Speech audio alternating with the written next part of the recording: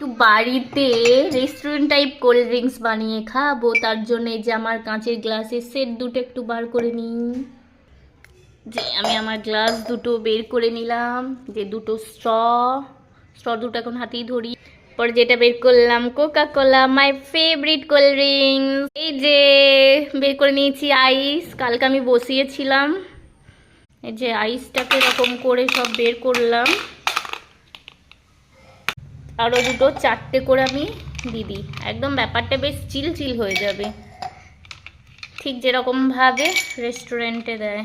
আমি কোলাটা ঢেলে দেবো এরপর এখানে, বিষয়টা সেই হবে, সেই কি সুন্দর দেখতে লাগছে। আর এটাতে অল্প একটু ঢেলে দিই।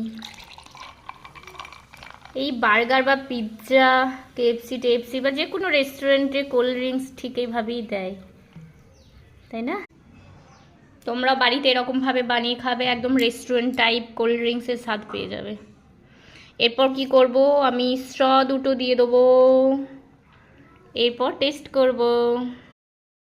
তো এই যে এখন আমার রেডি, এরপর আমি এটা টেস্ট করব। দারুণ, একদম ফাটাফাটি। তো বাড়িতে যখন তোমরা খাবে কোল্ড ড্রিঙ্কস এইভাবে ট্রাই করবে, একদম সেই রেস্টুরেন্টের মতো টেস্ট লাগবে, দারুণ দারুণ। একদম কেএফসির মতো।